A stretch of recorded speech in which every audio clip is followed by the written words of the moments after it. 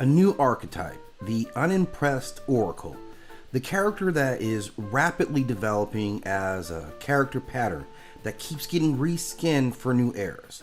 Now, at the core of this character, this is the underestimated child who sees through nonsense faster than the adults.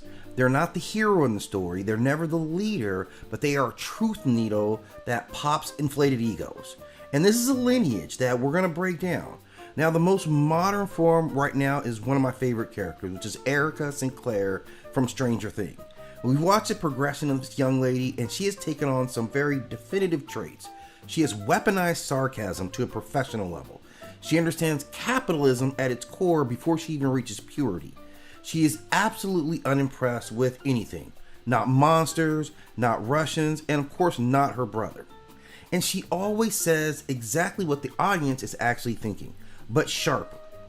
Now, she's never scared because fear requires ignorance.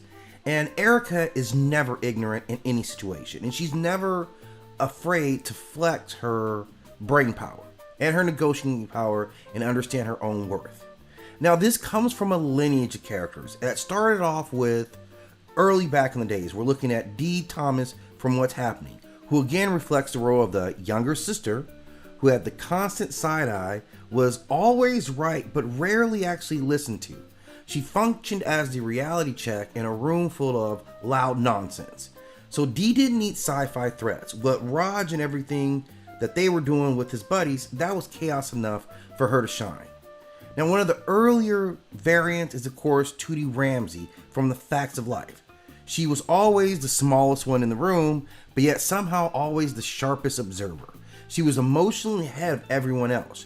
She played cute because otherwise her insights would threaten adults. This is the same software, ultimately a little bit different packaging. And this is why this archetype keeps working so well, because it does three crucial jobs that really move storytelling along. First, this is audience proximity, because they always say what the viewers are actually screaming to the screen. Are y'all stupid? This plan makes no sense. I already told you. This is always the voice of just pure sanity. And they're always power without permission. They don't outrank anyone in the room. They don't actually have any authority, but somehow they still dominate sins. And that's a dangerous energy. So writers disguise this as humor to keep their message a little bit tempered down. This character is also truth without ego. Unlike the main characters, they don't need to be heroes. They're not trying to win. Their goal is to be right.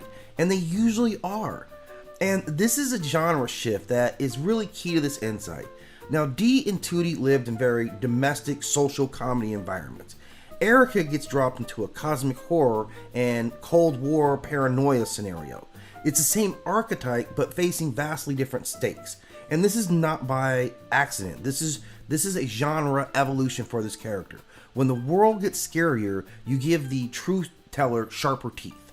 And this is again one of those characters that is definitive. Her role gets stronger and stronger because they can filter a lot of information right from the audience perspective right into the story live. So a great character. We see the maturation of Erica in particular, and we'll see how much further they extrapolate her out.